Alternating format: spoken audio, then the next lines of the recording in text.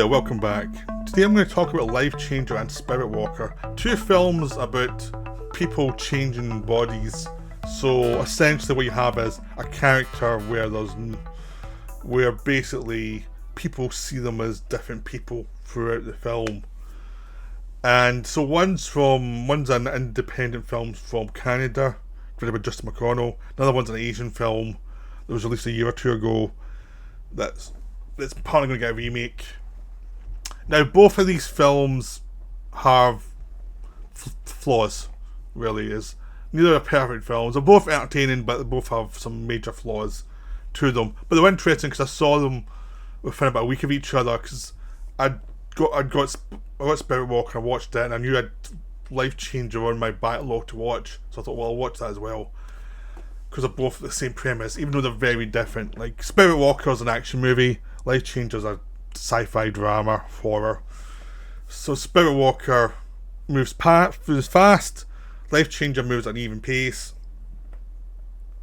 but they both have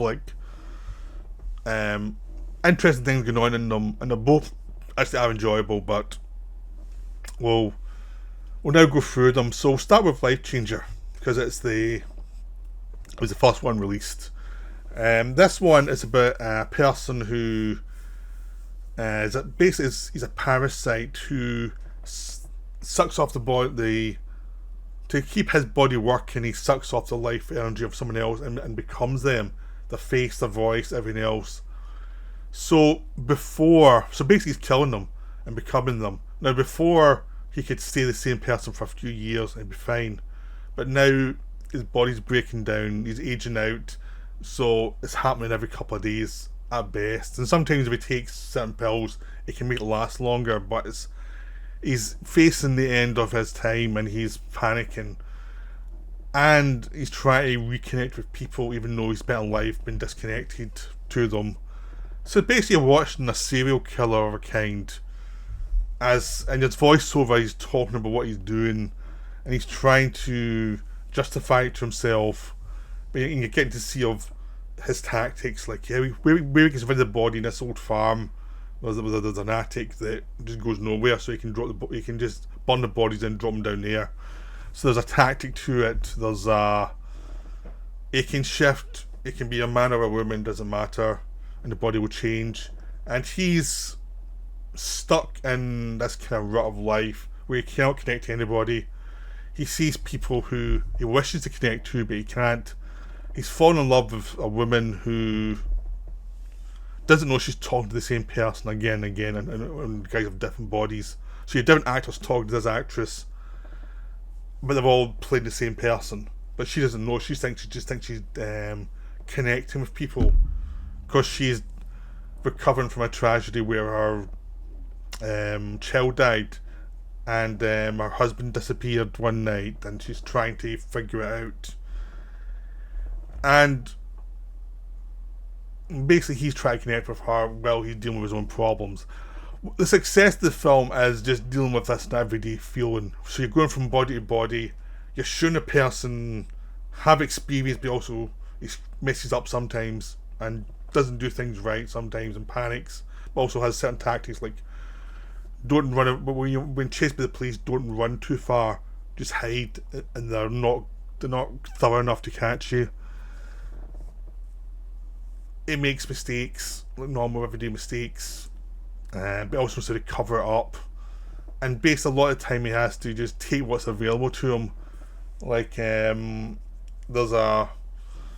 switches from a woman to a policeman, then switches to some dentist who's a predator, and then he switches to the dentist assistant, and then he switches to this guy who's a writer who's seen the woman he's interested in, so he goes in that body so she can actually get close to her.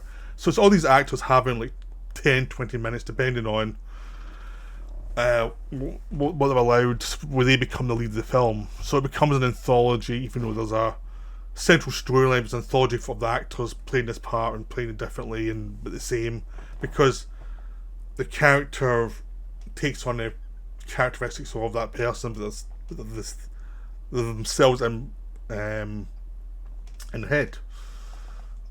So there's lots of potential there, and there is some nice things just about how grubby it is and how this character really is a serial killer, how like awful this person is.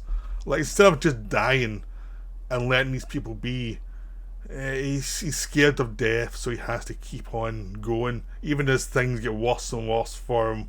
Even though these bodies only last a day or two, he picks out lonely people who won't be missed, but he's still killing people. And the character does become more distasteful as it goes on. Which I think is the point. Now there's a twist in the end, which I'm not going to say what it is, but the problem with the twist in the end is it comes too late. It's something that, for dramatic purposes, was needed to happen like 2/3 of the way through the film to bring up the whole point of what this character's doing dramatically, to make it much more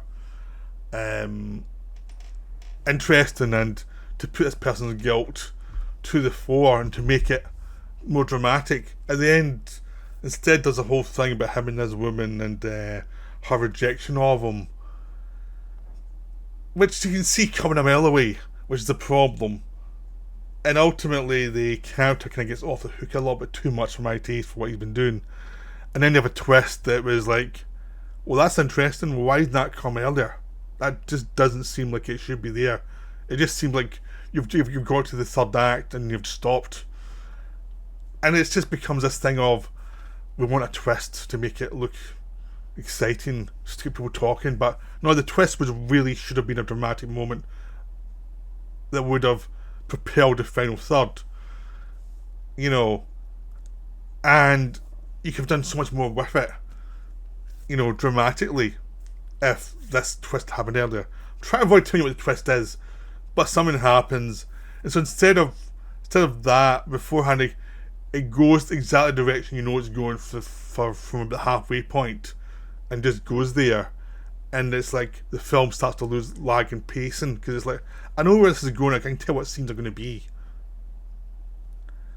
and they happen, and they're well done. The film's well acted, but it's like, well, it's nothing advancing. What there's inventiveness in the first half of the film as you're seeing this character's world, what it's doing, what's happening, and then when you want it to move on, it just extends something that's obvious. And it's like, no, you could have done this earlier. This could have been earlier, and then what we did in the twist could have been the start of the third act. And now it could have propelled you.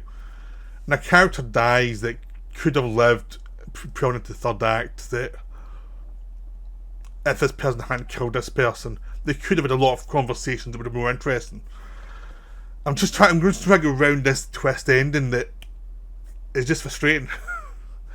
So, yeah, that's Lifechanger. It's a good film, it's a good debut film of our new talent, but the thing is, the director did a film about the development of the script and how he was developing this, trying to get films made. It was a documentary that I released, and the Lifechanger was the film that he was trying to get made, and eventually got made.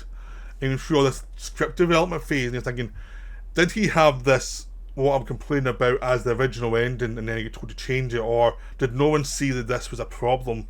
Like, this second half had like issues that needed to be addressed. I don't know, but it does feel like it's like something in development happened that either something wasn't said or something that should have been said, or no one was aware of the problem. But when you're watching the film, that it's a problem. Because when you get to the end, you're thinking, I want to see more of what's going on now, and you can't because the script's going for the twist ending. So there we go. So now into Spiritwalker. Spiritwalker is different because it is more high energy, and it's probably more fast in a way than Lifechanger. Actually has some decent dialogue scenes and good acting. This one has genre acting, and it takes the idea of a guy jumping from body to body. The bodies don't die, he's just jumping from body to body because of something's he can't remember, and he's trying to put together what's going on. So it becomes basically a Born Identity movie with this weird supernatural twist of him jumping from body to body. And the whole idea of him jumping from body to body should be something that's weird for him. And it is weird from the start, but then the plot kicks in really early, so you don't really get enough of how weird it is for him. And he's trying to figure everything out pretty quickly.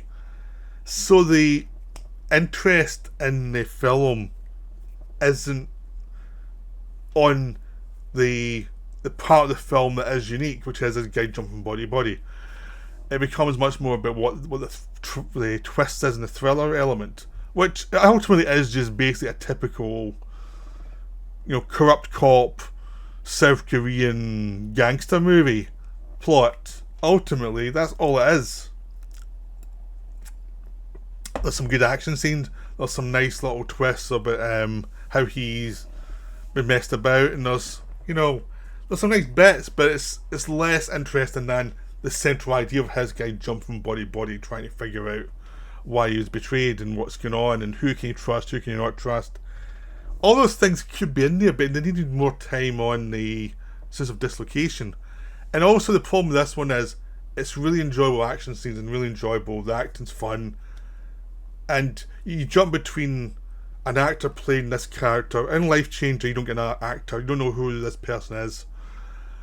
But in this one, you get to see who the person is. So when he's himself, you're seeing him thinking forward, and then when he sees in the mirror, you see who the other person is, the person they see. And every so often to cut back so you can see what they're seeing.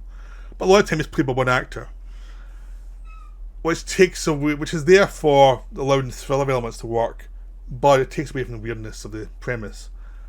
And the explanation for why he can jump from body to body is terrible. It's literally the dumbest explanation ever. It's like if apparently there's a remake getting developed, and I hope they change the explanation of why this happens, because the explanation is stupid. It's really stupid. It's when you get there, you've been expecting something clever because it's like a big mystery of what happened. You get there and it's like, this is it. This like the most dumbest possible explanation. That's what you're going with. It's been better if you didn't explain it at all. So that's a big demerit from the film, is the explanation of why it's happening is dumb as hell.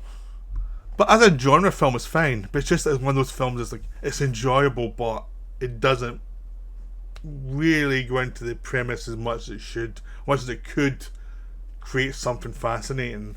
It just doesn't do it. It just becomes this genre film.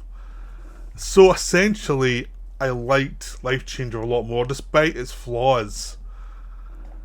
And if you gave both films to a normal audience, I'm sure Spiritwalker would have got the better response, because it's a thriller and it's something people can understand a lot easier. Lifechanger is more of a little genre film.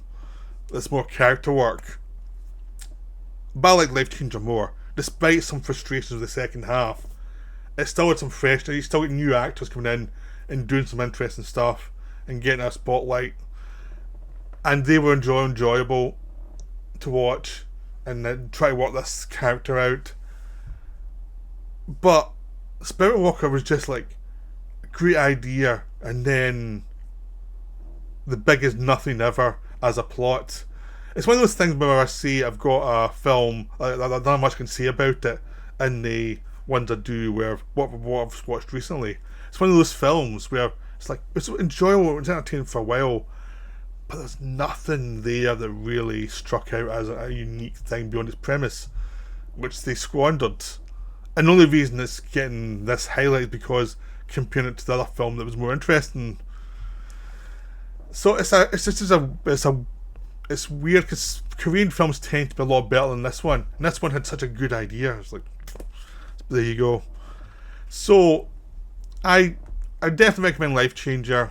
You'll be able to find it quite cheap on Amazon or iTunes. It's a low budget indie film released by Fright Fest in the UK. Probably gets on distributors in America.